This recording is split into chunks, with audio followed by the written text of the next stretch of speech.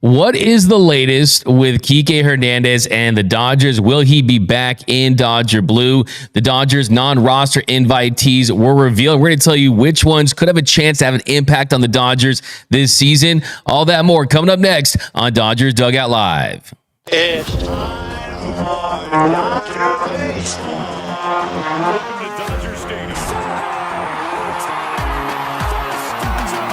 This is the golden age of Dodger baseball. The Dodgers are building a dynasty. You got it, Warrior Parade! We got it, Parade! The Dodgers punch back and head to the championship series! Starts the 50-50 clock! Monkey magic! Bregman hits the ball to right field! She is gone! Start the party, Los Angeles!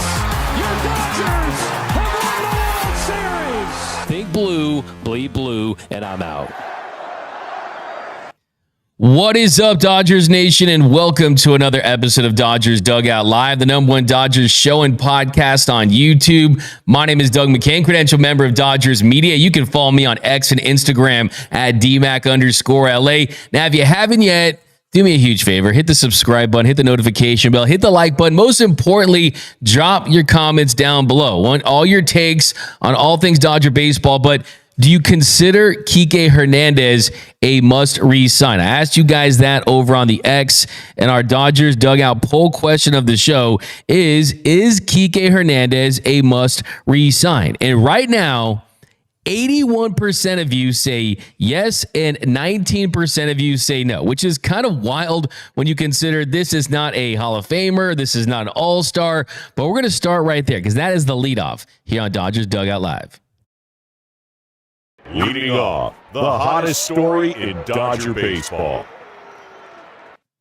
So the hottest story in Dodger baseball, I think, is what is this roster going to look like? I mean, they've already had an A++ this offseason. You know what they've done. You've addressed starting pitching at the highest level. You brought in Blake Snell. You brought in Roki Sasaki. One is an established ace. One has the potential to be a future ace. You brought back Teoscar Hernandez. You brought Michael Conforto in the mix, so I think is going to be a sneaky, really, really good signing for the Dodgers. You extended Tommy Edman. You brought back Blake Trinan. You brought in the best reliever available on the free agent market in Tanner Scott.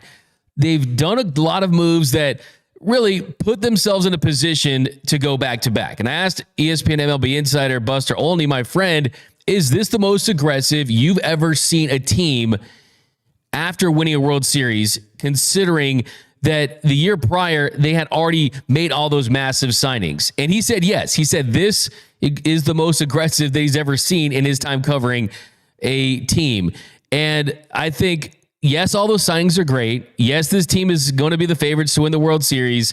There's one guy that I think needs to be back on this roster to really tie a bow on the offseason. And we know Kershaw is going to be back. General manager Brandon Gomes for the Dodgers already said as much. He's going to be back. I think what they'll end up doing with Clayton Kershaw is close to when pitchers and catchers report, think he signs and then he gets transferred to the 60-day IL. I see people out there saying maybe he kicks that signing down until the summertime, a la Roger Clemens. He's not going to do that because, one, he wants to be a part of the Dodgers organization. He wants to be in that clubhouse. He wants to be around the team, be around the young guys, be a mentor. But most importantly, too, is so he can have access to the trainers, to the medical staff, to the development. So I still fully anticipate Clayton Kershaw getting a deal done once we hit pitchers and catchers reporting in spring training.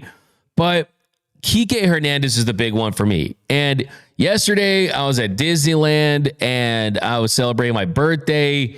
And look, I'm thinking, man, cool. I'm at Disneyland. You know, it's the one day of the year. Gonna really not think about baseball. I'm not gonna think about the Dodgers, even though it's tough to do. And I'm walking outside of Space Mountain and I hear D-Mac. This guy walks up to me. He has a Dodgers hat, and inside the Dodgers hat, he has two slits for his mouse ears. So my man made himself a custom mouse ears Dodgers hat. And what he asked me, he said, when is Kiké Hernandez coming back? When is he going to re-sign with this team? Is he going to be back? And I think that after the year that Kiké had last year, yes, he wasn't great in the regular season, but He was incredibly valuable in the postseason. The Padres series, getting that big home run that set the tone in Game 5 that gave the Dodgers their first run of the game off of Yu Darvish, who was having his way with this team. And then the post-game comments, are we live? Ken, we don't give a F. And then you saw him come up big against the Mets, and you saw him come up big against the Yankees. He's the guy that sparked the 5-run comeback in the 5th inning. He was pivotal. And everyone on this team loves Kiké. Dave Roberts and Mookie have said that he's one of the smartest players they've ever been around. He's clutch. Keektober is real. But the problem that the Dodgers do have is the way the roster is set right now. And the way the roster is set right now with Kiké Hernandez is it's pretty packed. The club's at capacity right now. And when you look at where they're at from a position player standpoint, we've broken down what a 26-man roster will look like. But you look at it, they went out there and they signed Ha-Seong Kim. And what I was told was they didn't sign Ha-Seong Kim to not play. And yes, it still remains to be seen if that bat is going to translate to the show. Kim's not going to hit for a lot of power, but if he can hit close to 300 and get on base and utilize his speed and be a plus defender at multiple positions in the infield, he's going to have a spot. They signed him to a deal. Then you have Andy Pages, who showed some signs last season. He played valuable spots in the outfield. He provided that power. He got off to a really awesome hot start. Then he cooled off. Then he came back. And then he was up there for the September call-ups. And I mean, this is a guy who had a 2-home run game in the postseason. The talent is certainly there with Andy Pages. And then there's Chris Taylor. And Chris Taylor is the most complicated one because the history that he has with this organization, believe it or not, time is just flying by. And Chris Taylor has been with the Dodgers for 9 years. Think about that. Zach Lee, Chris Taylor, 2016. It's been a long, long time.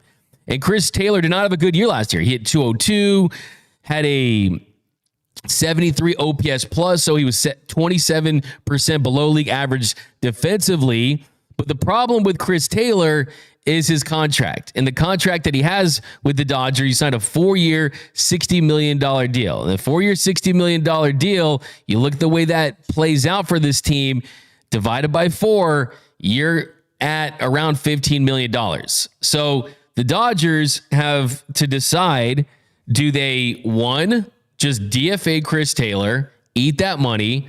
2, do they trade him to a team and pay down the majority of that salary, and maybe you get in return a lottery ticket type of player, a young prospect that you don't have to keep on the 40-man roster, something like that?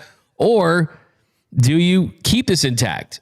Because right now, there's no spot for Kiké Hernandez on this 26-man roster on the position player side. And what I was told when it comes to Kiké Hernandez is that Kiké is hoping to be back, and that Chris Taylor is blocking him, and that Chris Taylor and Kiké Hernandez do a lot of the same things, right? You play infield, you play the outfield. You're a batter from the right side. You're extremely streaky. The difference is Kiké was pivotal to helping this team a World Series last year, and Chris Taylor wasn't.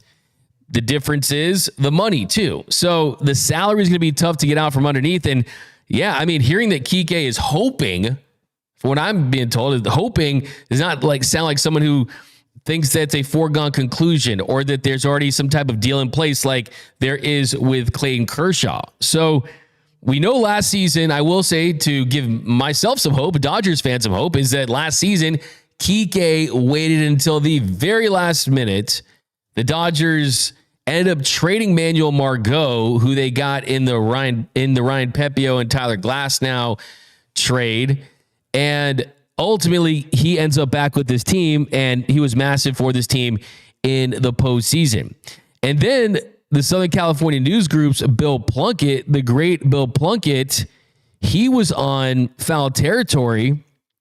And on Foul Territory, he was saying that he's not hearing very much about Kiké Hernandez and the Dodgers, and that the roster is pretty full at this point. So the path for him on this team is going to be tricky. It's going to be tricky. I hope that somehow, some way they figure things out. I think that if Chris Taylor didn't have the history that he has with this organization, where he's beloved by the organization, beloved by the fans, beloved by the community, Chris Taylor is an A1 guy. He's the real deal. He gives back on a real level, but that would be the tough one, because I don't think you trade away Andy Pages. Andy Pages deserves to be on this team. You have to hit on some of this young talent if you want to have sustainable winning. And then you just brought in Hassan Kim. You have Miguel Rojas. You pick that up. His option. He's not going anywhere. You extended Tommy Edman. So it is getting crowded. Now, I do want to point this out, that Kiké Hernandez still is loving him some Dodgers, because he absolutely owned a fan on X. He owned a fan on X, and I love to see this. Check this out. So the Portland Pickles, they tweet out, someone find this dude. Description: short, weak, little man, pathetic, hunched over, crouch walk, most likely wearing the hottest new Pickles merch. And then the account Divine Sports Gospel tweeted out, we got him, and it was a picture of Kiké Hernandez. And then Kiké, he just replied with the best reply you could possibly have. His reply, no text, no message, just a video of him hitting a home run and waving to the bullpen against the Padres in Game 5 of the NLDS. So an absolute own, an absolute finish him there by Kiké Hernandez. And he's someone that he's quick-witted, he's funny, he's a great trash talker, and you have to respect that. And I love just the fact that Kiké Hernandez right there, he scored more runs for his team in that moment than the Padres had done like 2 games in like 24 innings. So shout out to Kiké Hernandez for owning haters, owning trolls on the X. So good fun and games. But let me know down below in the comment section, what is your take on Kiké? I mean, is he a must re-sign? I mean, like I said to Buster Olney, I think he's the Dodgers version of Derek Fisher. Kiké Hernandez Kiké is the Dodgers version of Derek Fisher, where he's not an all-star, he's not a future Hall of Famer, but he is absolutely crucial to this team's winning in the postseason. He comes up big in big spots when this team needs it the most. He is the Dodgers' Derek Fisher, and I think he needs to be back in Dodger blue. But let me know down below in the comment section, what are your thoughts on Kiké Hernandez and the Dodgers? Some comments down below. Arcade Light Grid D-Mac, if the Dodgers don't bring back Kiké Hernandez, they will regret it once the lineup goes up cold in the playoffs. Absolutely. I've said that on this show, is that this team could win 115 games in the regular season. Hell, this team could win 117 games and set a new record for wins in the regular season. And then they lose that first game in the NLDS. And you say, hey, where's Kiké in the dugout? Where's the banana man? Where's that fire and intensity? Where's that clutch at bat that we needed? I absolutely think that you're on that 100%. You hit that one on the nail for sure. Dave Epstein, happy birthday, D-Mac. It's also my B-Day. Woo woo. Shout out to David Epstein. Give you a nice little let's go Dodgers. Stephen Blevins, I forgot it was D-Mac's birthday. I was invited to the torta party. Bruh. It's a big torta party yesterday. D-Mac, go to Denny's for your free torta Grand Slam breakfast. Another bruh. Happy birthday. Thank you guys. Thanks for all the birthday love, man. Andrew Friedman, the Dodgers have basically given me my birthday present for like the next like 10 years. You know, when you kind of negotiate with your family, like, yeah, if you get me this present, you don't have to give me a present for 10 years. That's basically what the Dodgers did with this roster construction, what they've done. Nando39 says, D-Mac, a celebrity idea. What up, Nando? In the comment section. Yeah, appreciate all the birthday love. We got Stephen Blevins, D-Mac, Visalia, California sends their love. Also, how many tortas have you slammed this past week? Man, I really, it's been a couple days, no tortas yet. I'm probably going to crush one tonight for sure. We got a super chat, 279 from Vengeance. Appreciate that. Love the birthday wishes, guys. You guys are awesome. Thank you so much. But coming up next, we're going to talk about Alex Bregman being linked to the Dodgers. Alex Bregman. There's a very respected, very intelligent writer out there that predicts that Alex Bregman is going to sign with the Dodgers. And we're going to also take a look at the Dodgers non-roster invitees. That's coming up next on Dodgers Dugout Live.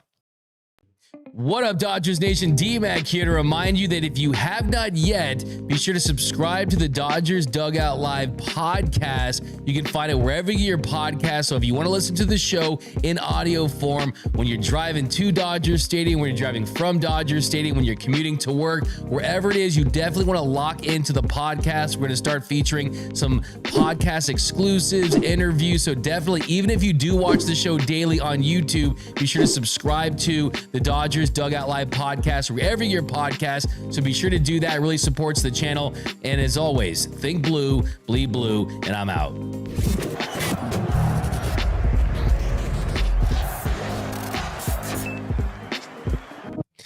Welcome back to Dodgers Dugout Live. Let's see the comments rocking. Yeah, Foop says D-Mac and Will Smith went to the same high school. Give you a nice little organ there. No trash throws allowed here from Oscar LC. Yeah, before we get to the next segment, a very, very, very exciting announcement. And we've been working on this for months now, and the Discord's coming. The Discord is coming, and I know a lot of you have been really pushing for this, and you want to see this. And Dodgers fans, this is for you. This is for you with millions of fans across our social media platforms. We want to get back to Dodgers Nation in the best way possible, so we created the Dodgers Nation Discord. This is your VIP pass to the ultimate Dodgers community. No distractions, no algorithms, just pure unfiltered baseball talk with fans who love the game as much as you do. By joining today, you'll get call-in access to live Dodgers dugout shows, exclusive giveaways, behind-the-scenes content straight from Dodgers Nation, and even Q&As with players and coaches. And here's the best part. On February 1st during FanFest, we're dropping exclusive content straight into the Discord. You'll get an inside look at Dodgers Nation's experience at the event before anyone else. So don't wait. Sign up today with the link in the description below, and let's take our Dodgers fandom to the next level. Love it. So guys, get rocking and rolling. Join the Discord. I'm going to be putting stuff in there all season long. Going to be at the games, giving you exclusive behind the scenes stuff as well. So it's going to be a lot of fun. I can't wait to talk to you guys too. We'll have some exclusive chats, but hey, it's going to be awesome. So join that Discord. You guys are the best fans in the game. Really support the channel. Also go to gearup.la for the best Dodgers merch in the game. www.gearup.la is where you go if you want to get merched up. We got the newest one, our Run It Back Teoscar Hernandez shirt designed by yours truly, Mr. Noel Sanchez, Young Lotto, the superstar social media guy who's also turned producer, producing today's show. I love it. Then we also have the Kiké Hernandez, We Don't Give a F t-shirt. That one's still hot. You've got the Freddie Meet Gibby shirt, the Gibby Meet Freddie shirt celebrating the walk-off grand slam of the World Series. Is a really awesome new shirt that celebrates the Japanese heritage of Dodgers players with the cool Dodgers baseball with the Japan flag look. It's a really awesome t-shirt, as well as a cool World Series t-shirt too. So definitely go to gearup.la, the best Dodgers t-shirts in the game, the best Dodgers merch in the game. You're going to find it right over at gearup.la. Okay, so here in our second segment here, though, we have to talk about something that, it's going to be really interesting to hear you guys' takes on this, because I don't know about you, but I'm pretty sick and tired of hearing about the Dodgers and possibly pursuing former Astros players, especially ones that were heavily involved in stealing a World Series from this team back in 2017. And Alex Bregman certainly is a great player when he's right. I don't think he's elite. I don't think that he's the guy that he was a couple seasons ago. I mean, look at Joe Kelly just owning him a couple years ago. But David Schoenfield of ESPN.com, he's predicting that he's going to sign with the Dodgers. Schoenfield writes, why should the Dodgers stop now? Bregman can't find the big deal he wants. The Dodgers might be a surprise fit. Max Muncy is a free agent after 2025 and prone to strikeouts. Hassan Kim's bat projects as more of a utility infielder than a starting second baseman. Bregman can shift between second and third in 2025 and then replace Muncy in 2026. Is it too much even for the Dodgers? Not really. Between Muncy, Chris Taylor, Michael Conforto, and Miguel Rojas, the Dodgers have $49.5 million coming off the books after this season, and the pitching staff is set for years. So all that is true in a sense. There's no doubt about that, but it's Alex Bregman. It's Alex Bregman we're talking about. And yeah, I kind of just threw up in my mouth. Like, I mean, if you guys, I'm throwing up in my mouth again, just thinking of Alex Bregman as a Dodger, just because, look, I mean, it should be a privilege to wear this uniform. And I don't want anyone from that core putting on a Dodgers uniform, especially because their formula works. And I also think that you look at a player that could be available next season in Munetaka Murakami, that to me is another thing I want to look at as well. So Alex Bregman, like, I could break down his numbers, you guys know, and we could get like really into it. No, in the words of the great Randy Jackson, that's a no for me, dog. Like, no Alex Bregman on my baseball team. That's just not happening. I mean, he's someone that he's got that look on his face that, I mean, I'm not going to say, I mean, I see people saying, you know, one of the more punchable faces in baseball. I'm not saying that or anything like that, but I mean, he's someone that does have a clubhouse presence. He is a fiery type of guy. You don't need someone that's coming in and disrupting what the Dodgers have. And on top of everything else, I mean, offensively, it's not something that really blows your mind at this stage of his career. I mean, you look at average exit velocity and expected slug and barrel percentage and hard hit rate. It's all either below average or slightly above average. What does Alex Bregman do at an elite level? Doesn't strike out a ton. He's elite from that standpoint. 13.6% strikeout rates in the 94th percentile. He's always been great at that. Doesn't swing and miss at a ton of pitches. Doesn't chase a lot. Does square up a lot of baseballs. And then defensively, he's really good. I mean, the range outs above average is in the 91st percentile, 6 outs above average. Not the fastest guy, but no, Alex Bregman, not on my baseball team. I mean, the only thing I could think of that would be positive about that was that we could boo him 81 times a year, right?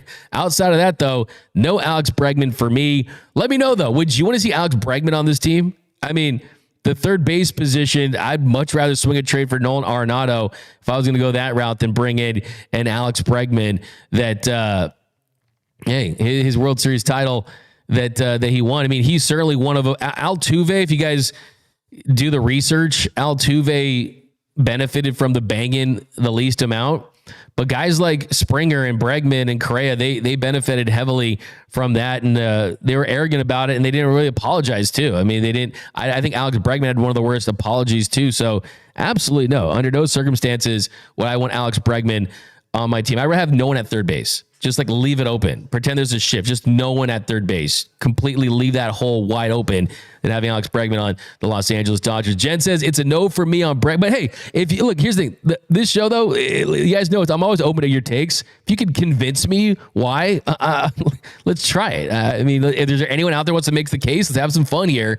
We got Delirium, the next baseball commissioner, will earn instant credibility if he immediately vacates that 2017 championship. That's a let's go Dodgers. That's a let's go Dodgers from Delirium 9. Malove, Dodgers are deep into culture now. They aren't even considering Bregman. Hector Munoz, no, just no, but hell no. FTP. What does FTP mean? FTP? Yeah. What does FTP mean? F the Padres, maybe? I think I know what it means, but it's a family show. We got Muncy is not playing against left-handed pitching. That's true. Muncy's numbers against lefties have gone down. For the totality of his career, he's had success with lefties, but that's another one, too. If you bring back a Kiké Hernandez, you can platoon in that situation as well. We got Jesse Mendez. He needs to admit he's lying first, then we don't sign him anyway. I like that. It's a home run. D-Mac, you can play my third base. All right, Mr. Classic. Bruh. Alex Renteria, I wish those Kelly versus Trastros at-bats were in front of Dodgers fans. Oh, my goodness. Could you imagine? Joel Rodriguez, Kiké over cheaters 100% of the time. Stephen Blevins, if Bregman becomes a Dodger, can we put an asterisk by his name on the back of his jersey? Early contender. That's a comment of the show status. from Stephen Blevins. I love that. Richard Flores. How's it going, Richard? How's it doing, my man? You're getting geared up for the season. Bregman might as well sign a serial killer. Oh, man. Let's keep Mad Max, Beer Samus. I don't know, D-Mac. That whole don't rip my jersey makes Altuve just as guilty. Yeah, that's fair enough. Dirty says Bregman doesn't deserve to wear Dodgers blue. No doubt about it. A super chat from Francisco Diaz, $9.99. Munetaka Murakami is going to be posted next year. Boris is using his good old Dodgers are interested line to get other teams to pony up more offers for Bregman. That's a big no for me. Yeah, I like that. It's a good take right there. We'll talk more about him on another show, but I think we're all pretty much, I haven't seen one person trying to make the case for it. Kelly Oshiri is Outman on the 26-man roster. He can stay in the minors to make room for Kiké. So you won't see Outman on the 26-man, but he's on the 40-man. And barring injury, you probably won't see him to start the year on that. But let's switch gears to let's switch gears to the non-roster invites. Non-roster invites, because there's some interesting names out there. And non-roster invitees are a little more exciting in most years when the Dodgers might have some more competition on their roster. In this case, this roster is pretty much set, but there are some interesting names to mull over. And you have to also remember that this is a Dodgers team that had 40 players pitch for them. They used 40 pitchers last season. So let's not forget that the Connor Brogdons of the world, the Eliezer Hernandez of the world existed last year for this team. So knowing about these guys is definitely beneficial, because then you won't get shocked when they do make their appearance with LA, or they do make their debut with this team. Now, the first one we have to get into is Roki Sasaki. It's almost funny to have him as a non-roster invitee, because Andrew Friedman has already told us that they expect to hit the ground running with him, that if everything goes to plan, he'll be a part of this rotation to start the season. When it comes to pure stuff, you guys know 102-mile-per-hour fastball is what it tops out at. It's a devastating nightmare splitter. The slider is getting better. The command, the shapes, things like that, I think they're going to further refine during the spring training process. But yeah, Roki Sasaki, like I said, he's my pick for Rookie of the Year. I truly believe in the talent, in the upside. I think he truly has that potential to be the best pitcher in the sport at some point. So that one we won't spend a lot of time on. Roki Sasaki is his first spring training. I think it's going to be adjustment. It's going to be a lifestyle adjustment. It's going to be adjustment facing big league hitters. You got a different mound. You got a bigger ball. The ball's a little less tacky. But I have a lot more confidence in Roki because of what we saw from Yoshinobu Yamamoto last season. People were talking about the adjustments for Yamamoto. He figured it out, and he was excellent as well. So Roki Sasaki is one. Now, the second one that I think has the best chance of having impact for this team is Dalton Rushing. Now, Dalton Rushing, as it stands, won't be on that opening day 26-man roster, barring an injury to someone like a Andy Pajes or a Chris Taylor, someone like that. But Dalton Rushing is someone who this organization said, no, we are not trading this guy. You want to give us Crochet, you want to give us a top-level starter, fine, but it better not include Dalton Rushing. Because if you ask for Dalton Rushing, we are going to cut the cord on the phone and throw it out of the window, right? They were not trading this guy. They refused to trade Dalton Rushing, and he's a high-character guy. He's a big-time leader in meetings with pitchers. He's someone that has an impact on his teammates. And we had him on the show recently. Dalton Rushing was on the show last week, and we talked to him about making that debut this year and finding a way to impact this roster. And I think it's going to be a special moment for Rushing for sure. But I also think too that somehow, some way, the talent at the plate is going to make it where the Dodgers just have to find a way to get this guy at bats. But here is Rushing talking about the upcoming season and potentially making his debut in 2025. Yeah, and I think kind of the narrative with you kind of during the season last year was, oh, is he going to play more left? Is that where his home, where his home is ultimately eventually going to be? But then Brandon Gomes told us at the winter meetings that, and I want to get the quote right, he said that if he continues to hit, we'll find ways to get him onto the team, and that you are athletic enough to go kick out to left field and play some first base. But right at the core is how you're progressing as a catcher. I mean, what did it mean to kind of hear that, look, it's still about you as a catcher moving forward, and that's kind of the focus? It's a good thing to hear, 100%. And obviously the other part that he touched on, that's what I'm trying to do at this point. It's really like, how can I show them I'm ready for that level? I think it's more from a defensive side than anything. I don't really think they're too worried about the bat as much as they are, hey, is he going to be comfortable wherever he's at on the field? And sorry about that. And I would assume that repetition, like I said earlier, behind the plate, that's your biggest piece. So like, the more time you have back there, the more comfortable you're going to get. And I think that's something they will have to see really in spring training. But ultimately, like, my mindset on it is, yes, I want to be a catcher. I think I can be a catcher long term, and hit to go with it. But also it's like, all right, you have to get up there in order to stay up there, So it's whatever, I guess, opportunity proposes itself in front of me. It's just waiting for that moment to take advantage of it. So with rushing, I think the big things you need to remember are that, on a lot of teams, this is that guy. I mean, a lot of teams heading into the season, a lot of the early storylines for that particular team are the excitement of getting Dalton Rushing his first opportunity in the show. But this is the Dodgers, right? This is the team that has Shohei Ohtani and Roki Sasaki and Yamamoto, Mookie Betts, Freddie Freeman. The list goes on and on and on.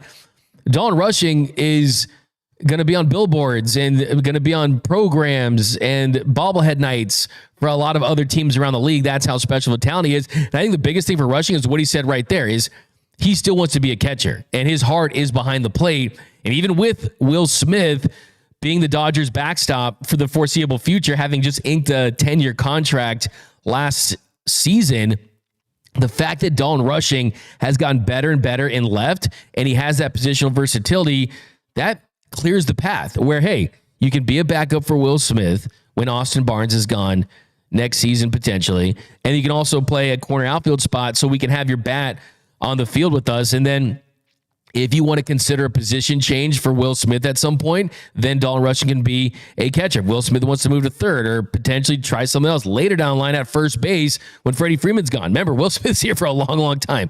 10 years, a very, very long time. When you sign an extension in 2024, that goes from 2024 to 2034. So he's going to be here for a long, long time. So I love the fact that you keep Dalton Rushing ready and you groom him to be that next guy. So I think that's a major, major development as well. Now, some other non-roster invites on the position player side. Josue DePaula, Zaire Hope, Alex Freeland, all guys that, sure, they're not going to make their big league debuts this year, but they're guys that are going to benefit from going to spring training, being around these big leaguers, playing in the best organization in baseball, and hopefully developing. I mean, Zaire Hope is someone that has continued to trend in the right direction on prospect rankings list. And Josue DePaula has possibly some of the biggest upside as far as being an all-star caliber bat. You've heard people use him in the same sentence as Juan Soto, believe it or not. And then you got Jackson Ferris on the pitching side. Now, Jackson Ferris, it's not likely he's going to make his debut, but you just never know. I mean, you just never know when it comes to pitching in Major League Baseball in 2025 and the injuries and how healthy this rotation, this bullpen is going to be throughout the course of the season. But Jackson Ferris has a ton of talent. And he told me in an interview a couple months ago that he wants to be a Hall of Famer. He expects to be a Hall of Famer. That's his mindset. So expect Jackson Ferris to do everything that he can early on this season to impress his organization. So when his number is called, he's ready to go. So out of that group right there, Dalton Rushing is the one that I expect to make his debut at some point this season, whether that be because of injury or because someone is struggling. Those are the two ways. If Chris Taylor struggles, if Andy Pages struggles, if you have injuries, there are ways to get him on the roster. I expect him to make that debut in 2025. Roki Sasaki goes without saying. The next group is kind of the lottery ticket guys, kind of the, okay, this is a reclamation project. We bought this rundown house. We're going to try to put some granite countertops. We're going to try to remodel a little bit. We're trying to flip this house and try to take advantage and make a nice profit. Guys like Giovanni Gallegos, Julian Fernandez, Jose Hernandez, Joe Jacquez, Matt Sauer, David Bodie. I don't expect them to be in the mix, but possibly if injuries happen, because you need depth, right? You need to have guys at the AAA level. They can go up and down if you need them. They can give you the spot starts. They can come out of the bullpen. They can come up if there's multiple injuries. Because let's not forget, you got Connor Brogdon getting a World Series ring, right? Dinelson Lamet got a save for the Dodgers last season. Nabil Krismat was pretty significant for a while. Johan Ramirez, Eduardo Salazar, Eliezer Hernandez. Don't forget these names. Anthony Bonda changed everything after they got his contract in May, and he turned out to be a really big piece for this team. But you still have on the 40-man roster Edgardo Henriquez, Jack Dreyer has a ton of talent, Michael Grove, as of right now, still on that 40-man roster. So they do have some depth, but the name I look at is Giovanni Gallegos. Giovanni Gallegos, at one point in his career, was one of the better relievers in the sport. And Gallegos, he'll make $2.5 million potentially if he makes it. Another $1.5 million in bonuses if he makes it. And Gallegos is someone who could probably easily sign a contract with tons of teams around the league and make that big league opening day roster. But I think with the Dodgers, he realizes, hey, my career isn't going the way I had hoped right now because of injuries, because of the way things have panned out. If I go with the Dodgers and things work out, I can be in a better position to have success on another team once I get there. Or best case scenario for myself, not the team necessarily, because if you see Gallegos, it means that certain bullpen pieces for the Dodgers were injured. But if Gallegos' best case scenario is to be a piece for the Dodgers team. And just got a little rewind on Gallegos. He missed 7 weeks of last season in May and June with a right shoulder impingement. Then with the Cardinals, he struggled. I mean, a 6.53 ERA, a 4.65 expected ERA, in 21 strikeouts and 10 walks in 21 games in 20 2/3 innings of work. Only a 22.3% strikeout rate. That was the lowest of his career. The 10.6 walk rate was the highest of his career. So he's not heading into the season on a high. He's heading into the season at the lowest point of his career when it comes to effectiveness. The Cardinals did release him in July. He ended up with the Twins on a minor league contract in August. And he ended with a 4.26 ERA in 13 games for their AAA affiliate.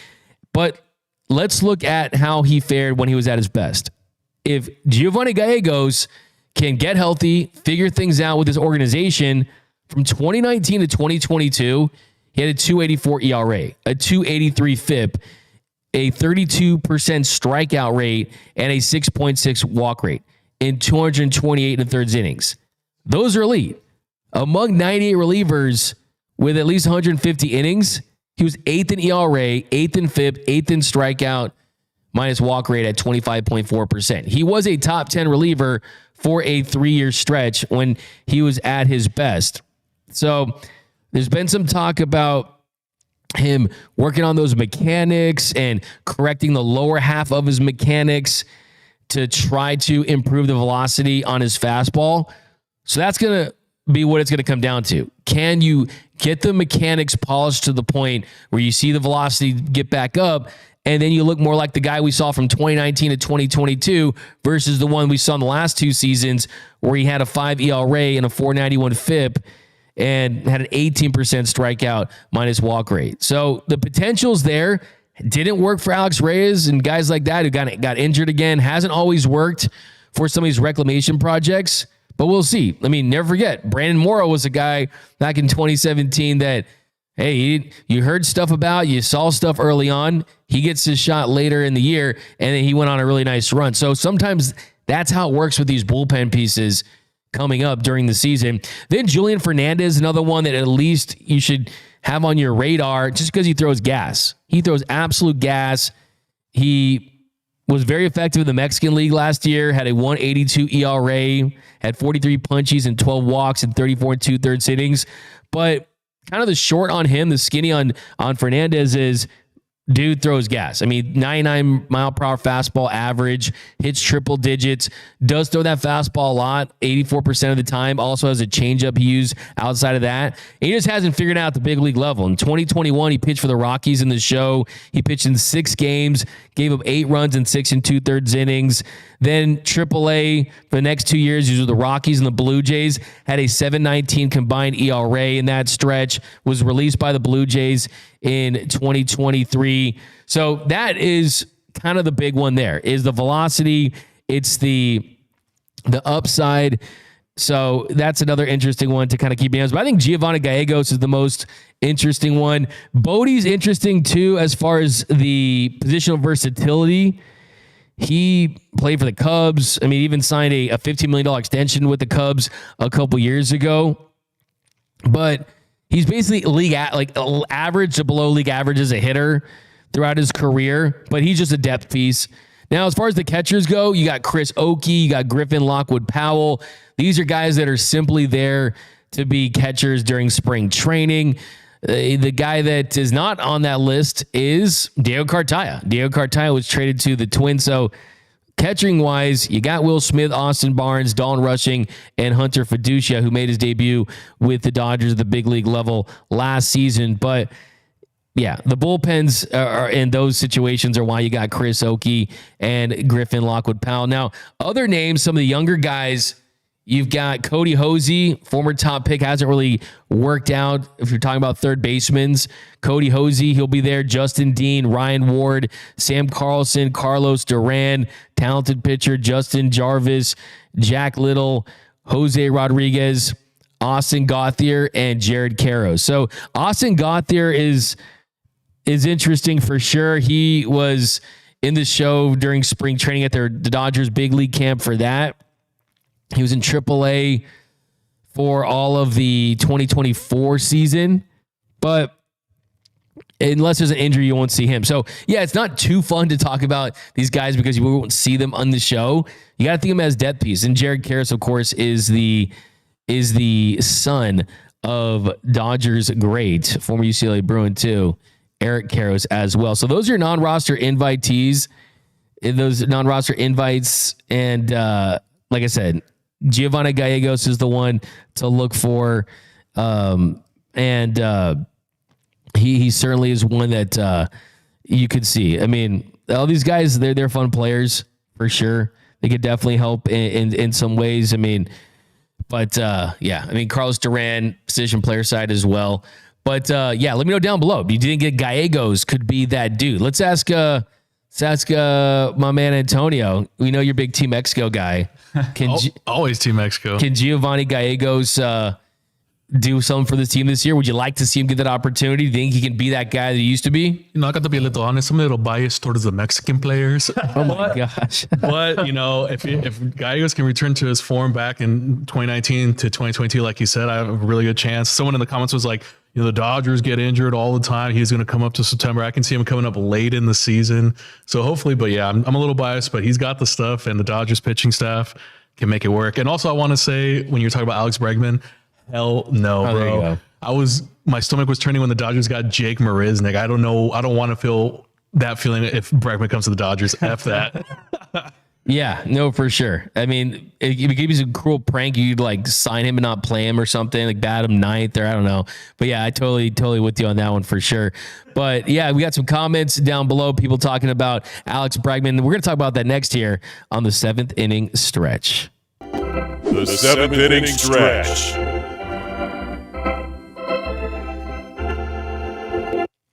We got Steven Blevins. I just bought a Yamamoto jersey. Just need a Sasaki jersey to complete the trifecta. Yeah, someone pointed out the other day. It's like, what jersey do you buy? There's so many.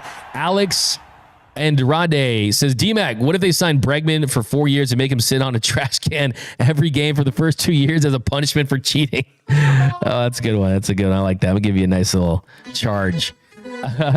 Blue Soldier, I watch every Dodgers game, and that would be a lot of pucking every time Alex is announced. Alex Renteria, if Roki rooms with either Ohtani or Yamamoto, can it become a reality show? I love that. I'll think of a name for tomorrow, what we'd call it. But yeah, that would be awesome. That'd be awesome for sure. It's a little real world Dodgers, simple life Dodgers. That'd be pretty awesome. Big Brother Dodgers. I mean, they literally Big Brothers for Big Brothers. I mean, instead of Big Brother, it'd be like Yamamoto and Ohtani for Roki Sasaki. Delirium 9 says the next baseball commissioner will earn instant credibility if he immediately vacates that 2017 championship. Roy Sakine, I went all 4 games in 2017. It was expensive. I really feel cheated. Yeah, give the fans back their money, man. I like that too. We've got happy birthday, D-Mac. You've come a long way, baby. What's up, New Blue Order? Appreciate that, man. You're really awesome. Thank you so much. Birasama, Alex, the commissioner, made his report, made his decision, and the Astros made their decision. I have no further comment on it. Bregman, exactly. Bruh. Ray Soto says, if Will Smith and D-Mac had a son, it'd be Dalton Rushing. Man, that's funny. That's funny. You win. I'm actually going to tell both those guys this during spring training. They'll probably be like, what are you talking about, bro? But I'm going to run it by them. We've got New Blue Order Dodger chat. What percentage would you say the Dodgers will make a trade before pitchers, batters show up in 2 weeks? It's a good question. I mean, you know how I am when it comes to trades. I live for them. I think this organization's always looking to get better, even if it's on the margins, even if it's for a major need. I would probably say 19%, just because who knows? Who knows what else is out there? Who knows if they want to make space for you kind of need to make space for Kirby Yates. So I'll kind of bump that up to 38%, and could make space for another roster move. I mean, you're going to have tons of space when pitchers and catchers are poor, and you can throw Gavin Stone and River Ryan and all these guys to the 60-day IL. So you're going to be fine from that standpoint, but you never know. This team's always looking to improve. Maybe you see something small.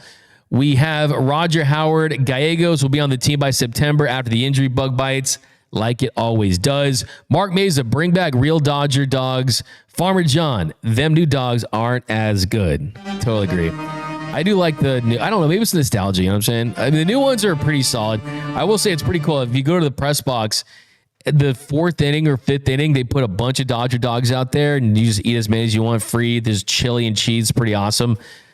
And I like the chili cheese, kind of goes hard. Larry Scott, with current playoff format, it is better to be a wild card. Last year, us and the Yankees were the only bye teams to advance in the last year. We need to figure out how to purposely lose about 60 games. You know what? I think that's definitely a stretch, but I will say you're onto something in that. Isn't it funny how the first time they do win the 162 game World Series that we all wanted with the parade was that year they won less than 100 games. And but here's the thing though, they still have the best record in baseball at that win total. So I don't know. It felt pretty nice to win game 1 of the NLDS. Felt pretty nice to win game 1 of the NLCS. It felt pretty nice to win game 1 of the World Series. And yeah, you lost some game 2s in there, but starting the series at home definitely is beneficial for sure. Martin Troop, Dodgers Nation Big 3, D-Mac Noel and Tony Taters. Yeah, get a nice little let's go Dodgers for that.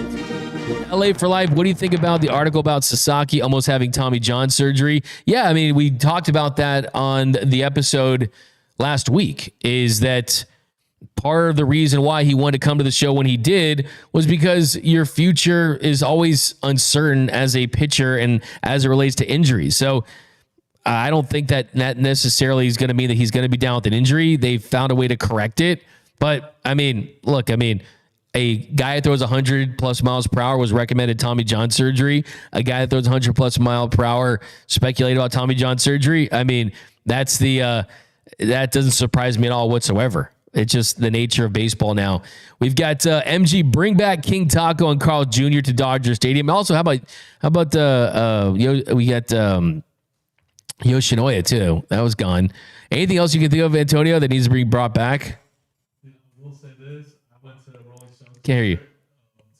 I went to a Rolling Stones concert a couple years ago, or several years ago now, Dodger Stadium, and me and my friend Cody Whiteside, love you, brother, he just got married. We got Carl's Jr. there, 2 famous stars, 2 fries, 2 medium drinks, $78. I don't miss that. Nice. But like I said, I would really love to see El Pollo Loco there. You know what's underrated is the Hawaiian bread spot. Hawaiian bread spot is pretty fire. No, yeah, that definitely is for sure.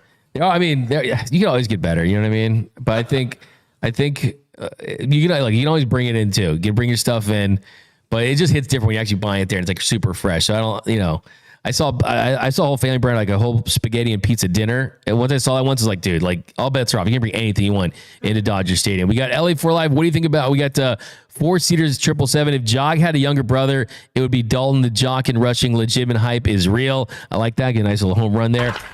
Couple more here. We got D-Mac. Did you address Jose Aguirre? D-Mac, did you address Gomes saying Kopech's injury is over exaggerated or something? Yeah, I saw that this morning. We'll probably talk about it a little more tomorrow. But yeah, I mean, they're being very precautionary with someone like a Michael Kopech. I mean, missing a month out of your season for a guy that throws at that velocity should kind of tell you that it's not as serious as people would have expected, right? So yeah, I mean, does that mean he's going to start the season closer to opening day? We don't know, but that if it was serious, you'd be down for multiple months, not just 1 month. But Corey Schultz, catcher, yes, this year home plate. LA Dodgers double B plus B plus B plus B Beach 2025 opening. I don't even know what I'm reading here at this point. But next, we're going to talk about the show. Did you guys see MLB The Show released their cover? That's coming up here on The Walk-Off. The Walk-Off.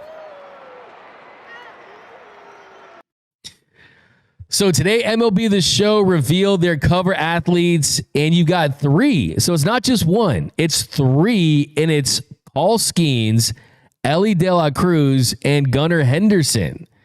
Interesting. The 3's interesting. I kind of like it when it's just one dude, but you got stars. I mean, Paul Skeens, Ellie De La Cruz, Gunnar Henderson, 3 of the best young players in Major League Baseball. Pretty cool.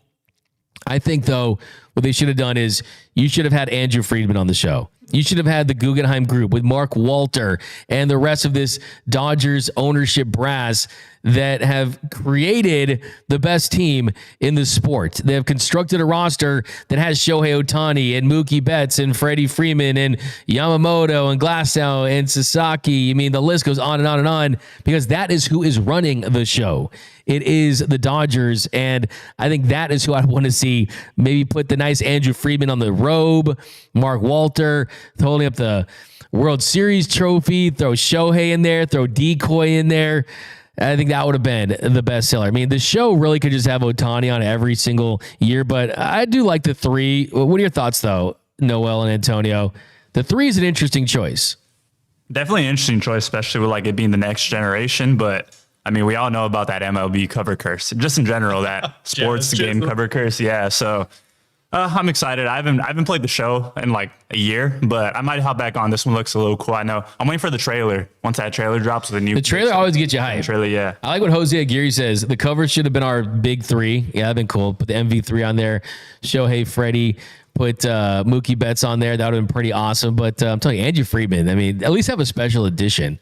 But that's going to do it for this episode of Dodgers Dugout Live. My name is Doug McKain. You can follow me on X and Instagram at DMac_LA. Hit the subscribe button, hit the notification button. If you really want to support the channel, hit the like button and drop your comments down below. Subscribe to our new Discord. That's launching. We're very excited about that. We'll give you more information about that as the week goes along. Be sure to do that. Also, subscribe to The Big Lead. The Big Lead podcast. Go to YouTube, search The Big Lead, and number 1, it's my new YouTube channel, a show that's about all sports, the hottest stories in sports. We're going to talk a lot of baseball over there as well, Dodgers-related topics as well. So if you want to give me a birthday present, if you want me to do a huge favor, go over to YouTube, subscribe to the channel, join the movement. The Big Lead would really, really appreciate it. Would really mean a lot. But that's going to do it, guys. Remember, nothing brings us together quite like Dodger baseball. And until next time. Was that? Yeah.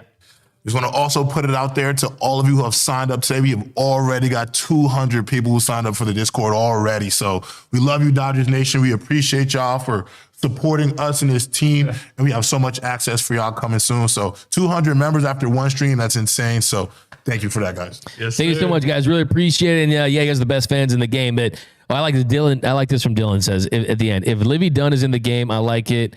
If she's not, it should have been Freddie. Come on now. Okay, that's give you a brother. But remember, nothing brings together quite like Dodger baseball. And until next time, think blue, bleed blue, and I'm out.